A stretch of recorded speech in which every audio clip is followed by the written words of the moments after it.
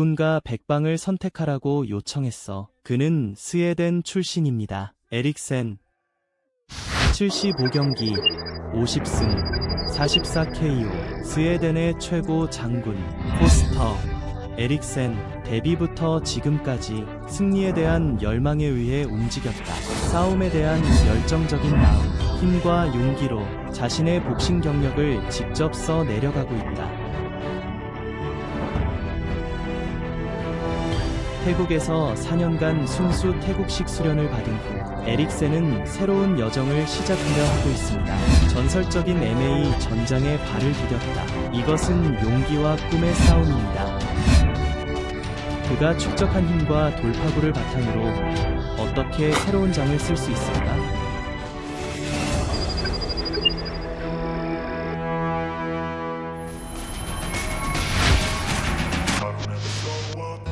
Take shit, I got no love for the fakeness. If you wanna play tough and wanna hate this, I'll always show up. I don't ever slow up, no I don't take shit. I got no love for the fakeness. If you wanna play tough and wanna hate this, I'll always show up and make a statement. I don't ever slow up, no I don't take shit. I got no 우리는 love 이 for the 파이터를 환영할 fakeness. If you 것입니다. wanna play 같은 tough and 무대에서 wanna hate 맞붙는 this, I'll always show 이 up 사람은 and make a 태국 출신이에요. statement. 그는 겨우 19세였다. 그는 거의 100경기를 이겼다. 그래서 그는 태국의 얌성 작은 왕으로 알려졌다. 그럼 다음으로 검은 복서를 환영하며 박수 부탁드립니다. 그의 이름은 포도토.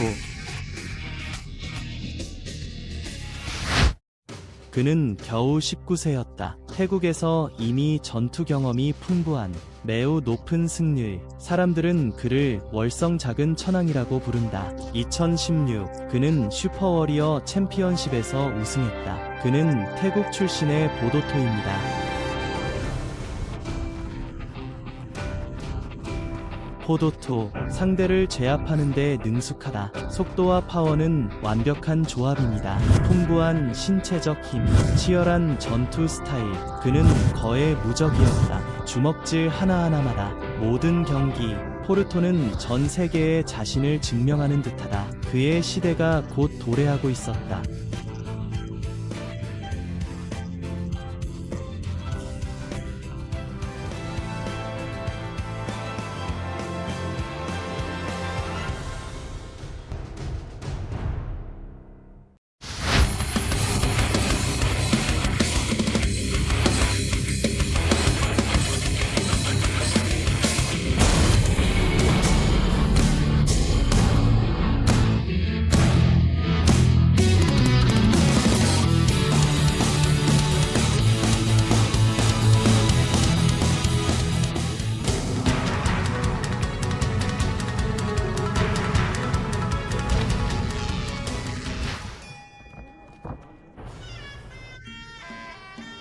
첫 번째 게임이 시작되었습니다.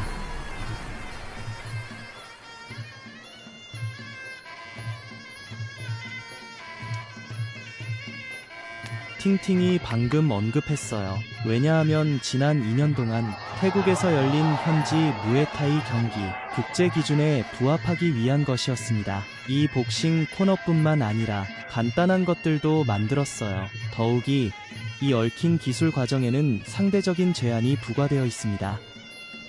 오늘 이걸 봤어요. 여러 무에타이 경기에서 사실 호응하는 장면은 많지 않다. 주먹과 발차기에 대해 더 이야기하려 합니다. 그리고 기술이 무릎과 팔꿈치 공격으로 바뀌었죠.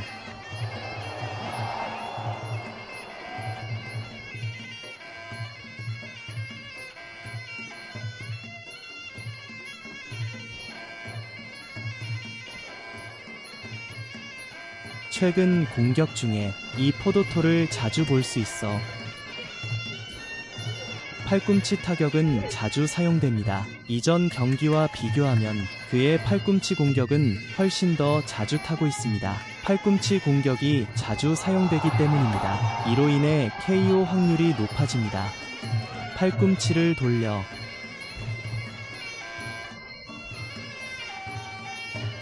방금 그 팔꿈치 돌린 거 상대와 정면으로 맞섰다. 주먹술로 자신을 공격할 때 갑자기 방향 전환, 이걸 등에 메고 상대 얼굴을 마주보고 그리고 바로 이 순간 팔꿈치에서 대각선으로 아래로 내려갑니다.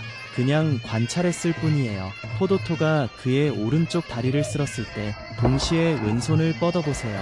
상대가 동시에 공격하게 만드는 기술. 이로 인해 상대는 위에서 아래를 뒤돌아볼 수 없도록 가드하게 됩니다. 그래서 상대방은 손을 들 수밖에 없었다. 머리를 보호하세요. 그 다음 노출된 신체 부위를 노출시켜요. 이 쓸어내린 발차기를 막기 위해 양측은 서로 얽히고 포옹하는 단계에 들어갔다. 보시다시피 양쪽 모두 적극적입니다. 그녀는 단지 너무 얽히고 싶지 않을 뿐이에요. 그러면 바로 밀어내세요. 이 팔꿈치 공격과 동작을 주목하세요. 상대를 그렇게 쓰러뜨리다니. 네. 포옹 동작이 있을 때마다 팔꿈치를 들어 올립니다. 이번 경기는 이전 경기들과 달랐다. 일어나자 양측은 근접전을 벌였다. 정말 가까운 조우였다. 주먹과 팔꿈치가 부딪혔다. 이 기술은 다리 기술과 교환됩니다. 직접 한 번의 주먹도 시도하지 않았다. 방금 양쪽 앞손 뻗음, 팔꿈치 공격에 대비하기 위한 것이었다. 분명히 상대를 빠르게 KO시키려는 마음가짐입니다.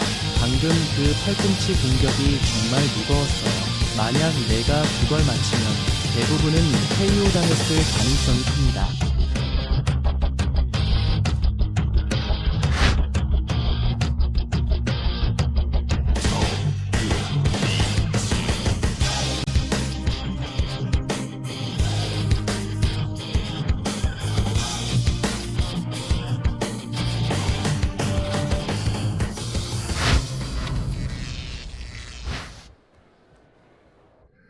두 번째 경기가 시작되었다.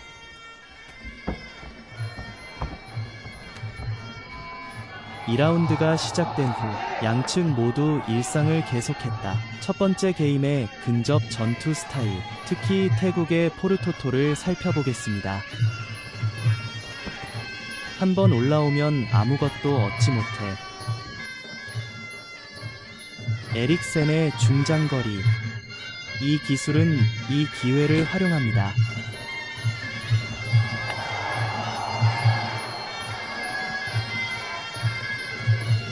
방금 전에는 자주 3번의 팔꿈치 타격을 사용했습니다. 하지만 에릭센은 이미 그것을 피했다. 하지만 이번 라운드는 에릭센은 분명히 조금 다릅니다. 아마도 감당하기가 좀 힘들 수도 있겠죠. 네, 신체 상태 때문이든지 그래도 기술적인 관점에서 보면 포도토의 연속적인 팔꿈치를 마주하며 이런 근접 전투 압박은 이미 강하게 작용하고 있었다. 에릭센의 정신 그리고 몸의 내구성도 이 약점이 상당히 드러났습니다.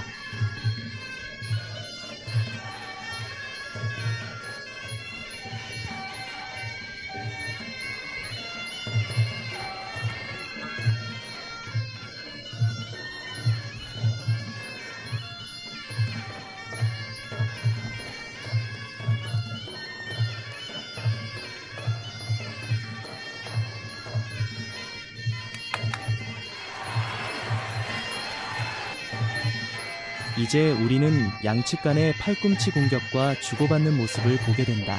비록 시각적으로는 특히 TV 화면에서 보면 더 그렇다. 이렇게 큰 장면은 볼 수 없어. 하지만 복싱 기술과 비교하면 아마 못할 거야.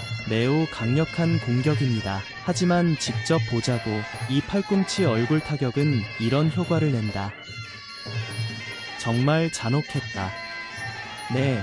팔꿈치가 몸에서 가장 단단한 부위로 여겨지기 때문입니다. 그리고 이 행동은 사실 매우 작습니다. 감지하기 어렵다. 양측은 이제 경쟁에 들어섰다. 팔꿈치와 근거리 포옹을 할 때는 자세를 조정하세요. 지금 이 순간 나는 믿는다. 이 포옹 기법이 신체 자세를 조절하는 능력은 누구에게 있나요? 잘하는 사람이 팔꿈치로 밀어붙일 기회가 더 많아집니다. 2라운드는 기본적으로 인사이드 기술들로 얽힌 싸움이었다.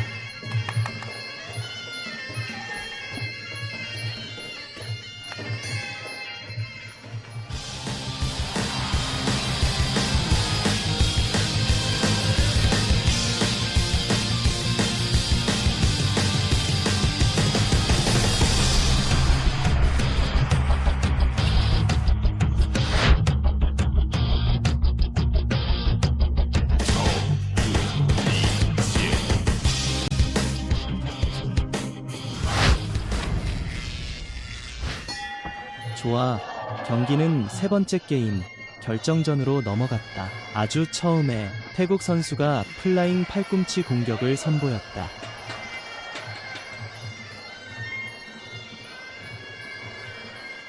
사실 에릭센은 3라운드까지 경기에 나섰다. 그리고 포도토의 여러 팔꿈치 공격도 피할 수 있다. 사실 꽤 괜찮아요. 개인적으로는 이 포도토 때문이야. 일단 시작하면 아주 명확해요. 이런 집중된 이익 추측, 강제 공격, 이 KO에 대한 욕구는 매우 명확합니다. 그래서 에릭센은 수비할 때 매우 신중했다. 조심하는 것은 혼자서는 안 될 거예요.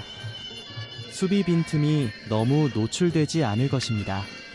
그래서 이 순간 포도토의 공격 의지가 꽤 강했음에도 불구하고 하지만 에릭센은 당신의 목표에 대해 너무 명확합니다.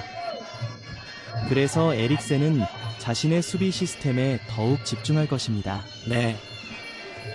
상대적으로 보면 이 사람은 에릭센이다. 그의 모든 반격은 수비 후에 나왔다. 역습은 경기를 이기기 위한 것이 아닙니다. 3라운드 만에 KO 당하지 않길 바랄 뿐이야.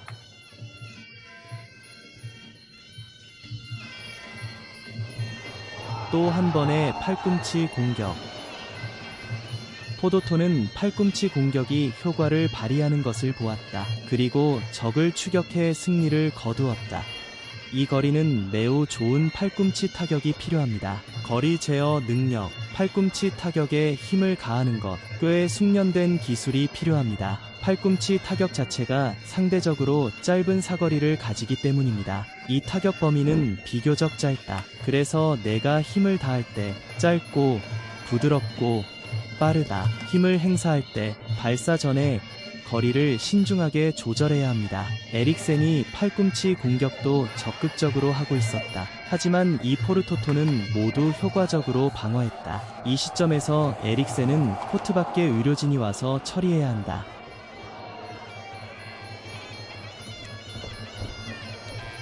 사실 이 부상 자체는 무에타이 경기에 영향을 미치지 않을 거야.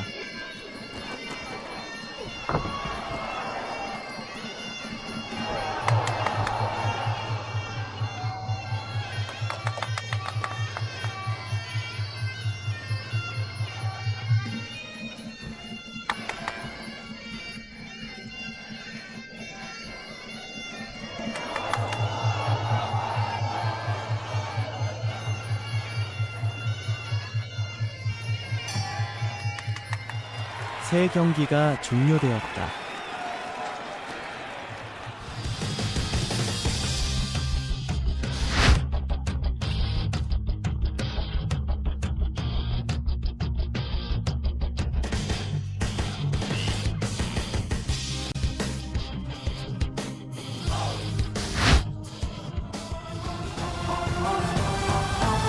포도토 팟루르범 타일랜드 2대1 本场比赛 범은 편이 이깁니다. Congratulations